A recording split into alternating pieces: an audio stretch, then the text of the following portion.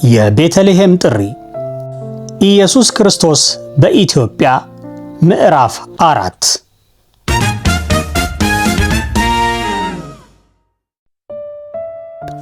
አንድ ወጣት ጉብል ከሚስቱ ጋር በመሆን በግብር ከፋይነት ለመመዝገብ ሲል እጅግ አድካሚና ረጅም ጉዞ በማድረግ ወደ ትውልድ ስፍራው ይሄዳል ብሎ ለማሰብ የማይመስል ነገር ነው።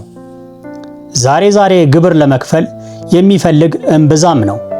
ነገር ግን ከ2000 ዓመታት በፊት ዮሴፍና ማርያም ወደ ቤተልሔም የተጓዙት በገባሪነት ለመመዝገብ ነበር። መጽሐፍ ቅዱስም በሉቃስ ወንጌል ምዕራፍ 2 ከቁጥር 1 እስከ 5 በዚያም ወራት ሁሉ እንዲጻፍ ከአውግስጦስ ቄሳር ትእዛዝ ወጣች።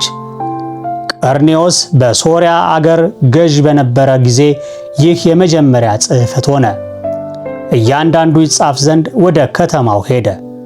ዮሴፍም ደግሞ ከዳዊት ቤትና ወገን ስለነበር ከገሊላ ከናዝሬት ከተማ ተነስቶ ቤተልሔም ወደምትባል ወደ ዳዊት ከተማ ወደ ይሁዳ ጸንሳ ከነበረችው ከእጮኛው ከማርያም ጋር ይጻፍ ዘንድ ወጣ ይላል።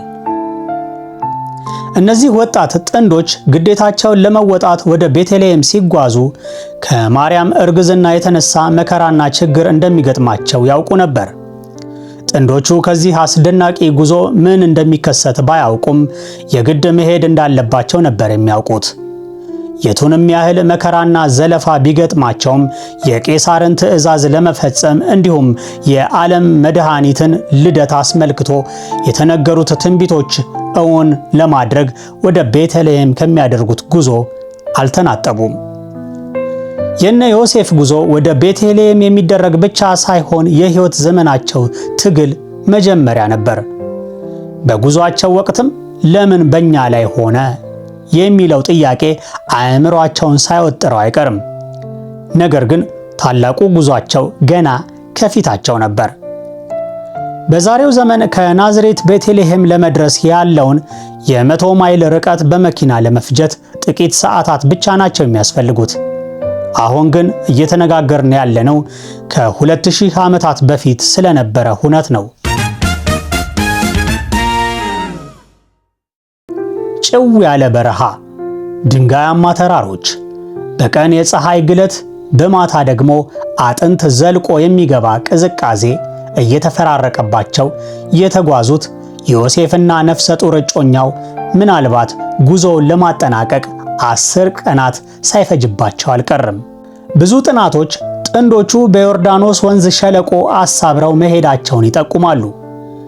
ጉዟቸውን 1200 ጫማ ከባህር ጠለል በላይ ከፍታ ካለው ናዝሬት ጀምረው ቁልቁል በመውረድ ዮርዳኖስ ወንዝን በመሻገር ንጉሥ ዳዊት የአባቱን በጎች ባገደበት መስክ ላይ አልፈዋል።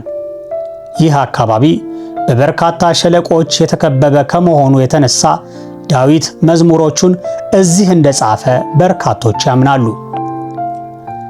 በቅርቡ በተደረገ የአርኪኦሎጂ ቁፋሮ ማርያም ከዮሴፍ ጋር ወደ ቤተልሔም ስትጓዝ እንዳረፈችበት የሚታመነውን ድንጋይ ወይም አለት የሚገኝበት ቤተክርስቲያን ተገኝቷል። ልክ በዚህ አካባቢ እንዳሉ እስራኤል፣ ዮርዳኖስ አሊያም ግብጽ፣ ይህም ስፍራ ኢየሱስ አሊያም ማርያም አርፈውበታል ወይም ነክተውታል ተብለው በሚታመኑ ታሪካዊ ቅርሶች የተሞላ ነው። በእርግጥ እነዚህ ታሪኮች ትክክለኛ ስለመሆናቸው ማረጋገጫ መንገድ የለም። ነገር ግን የሆነ ታሪካዊ ክስተት መፈጠሩን ብዙዎች ያምናሉ። ተመራማሪዎች ተጨባጭ ማስረጃ ቢፈልጉም ሊገኝ የሚችለው ብቸኛ አሳማኝ መረጃ ለዘመናት ከትውልድ ትውልድ ሲተላለፍ የኖረው ታሪክ ነው። በምንሰማው ታሪክ ለማመንም ሆነ ላለማመን ከውሳኔ ላይ ሊያደርሰን የሚችለው ነገሮችን በጥንቃቄ ማስተዋላችን ብቻ ነው። ዮሴፍና ማርያም ቤተልሔም ከደረሱ ከአጭር ጊዜ በኋላ ማርያም ምጥ ያዛት።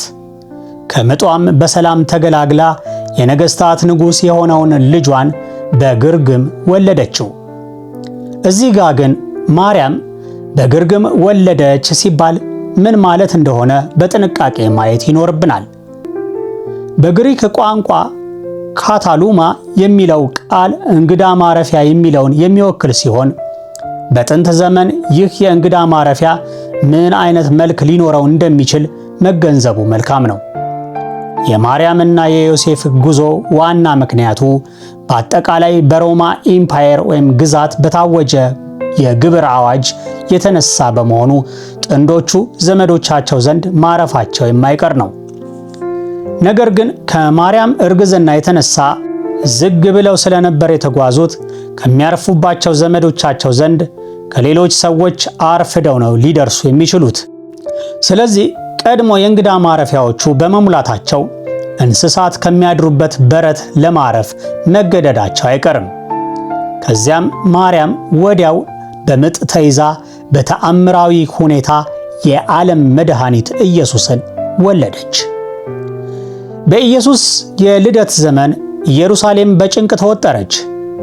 ንጉሥ ሄሮድስ በቤተልሔም ንጉሥ መወለዱን በሰማ ጊዜ የኢየሱስን ንግሥና ትርጉም በቅጡ ካለመረዳቱ የተነሳ ለዙፋኑ ሰጋ።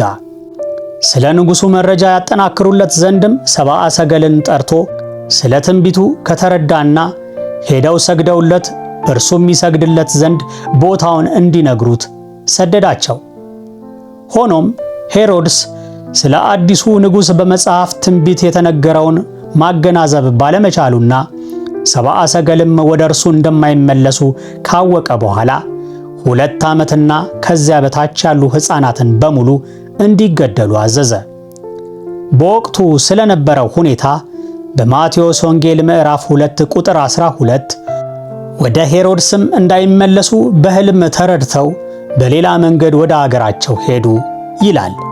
ከዛ በኋላ ሄሮድስ ሰብአ ሰገሉ እንደተሳለቁበት ባየ ጊዜ እጅግ ተቆጣና ልኮ ከሰብአ ሰገል እንደተረዳው ዘመን በቤተልሔምና በአውራጃዋ የነበሩትን 2 ዓመት የሆናቸውን ከዚያም የሚያንሱትን ሕፃናት ሁሉ አስገደለ። ማቴዎስ ምዕራፍ 2 ቁጥር 16። በዚህን ወቅት ነበር ዮሴፍን የጌታ መልአክ በሕልም ታየው። እነርሱም ከሄዱ በኋላ እነሆ የጌታ መልአክ በሕልም ለዮሴፍ ታይቶ ሄሮድስ ሕፃኑን ሊገድለው ይፈልገዋልና ተነሳ፣ ሕፃኑንና እናቱንም ይዘህ ወደ ግብፅ ሽሽ። ማቴዎስ 2 ቁጥር 13 እስከ 14። ይህ መልእክት ማርያምንና ዮሴፍን ማስደንገጡና በጭንቀት ውስጥ መክተቱ አይቀርም። እነዚህ ምስኪን ጥንዶች የቄሳርን ትእዛዝ በማክበር ከናዝሬት ወደ ቤተልሔም እጅግ አድካሚ ጉዞ ያደረጉ መሆናቸውን ማስታወስ ያስፈልጋል። እንዲሁም ከመጽሐፉ መረዳት እንደሚቻለው ኢየሱስ በወቅቱ ገና የተወለደ ሕፃን አልነበረም። ወደ ቤትም ገብተው ሕፃኑን ከእናቱ ከማርያም ጋር አዩት። ወድቀውም ሰገዱለት። ሳጥኖቻቸውንም ከፍተው እጅ መንሻ ወርቅና ዕጣን ከርቤም አቀረቡለት። ማቴዎስ ምዕራፍ 2 ቁጥር 11። ስለዚህ ሰብአ ሰገል ጉዟቸውን ሲጀምሩ ኢየሱስ ዕድሜው 2 ዓመት ይጠጋ እንደነበር በመጽሐፍት መረዳት ይቻላል።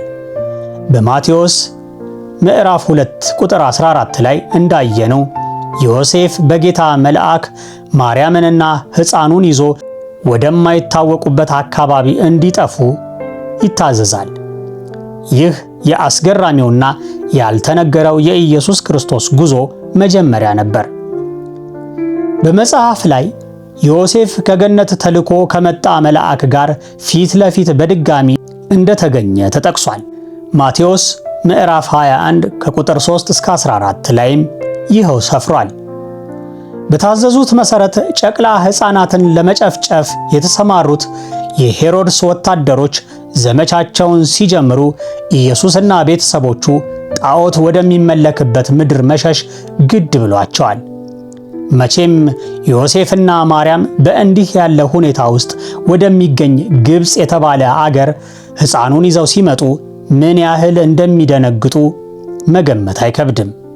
ነገር ግን ያለምንም ጥርጥር ኢየሱስ የሚመጣውን ነገር በሙሉ ያውቅ ነበር። ኢየሱስ ከሄሮድስ ሰይፍ እያመለጠ ብቻ አልነበረም፣ ርቆ በሚገኝበት ቦታ ከአባቱ እግዚአብሔር ጋር ቃል ኪዳን ሊገባም ጭምር እንጂ። በዚህ አስደናቂ ጉዞ ወቅት ልክ በትንቢት መጽሐፍ እንደሰፈረው የእግዚአብሔር ልጅ ወደ ከተማይቱ ሲገባ ጣዖታት መውደቅና መፈራረስ ጀመሩ።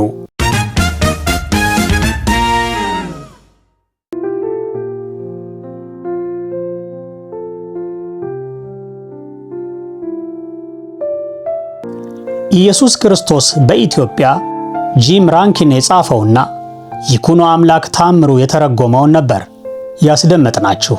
ላይክ፣ ሼር፣ ሰብስክራይብ ማድረጉ እንዳይረሳ። ምዕራፍ 5 ጉዞ በናይል መስመር ይቀጥላል።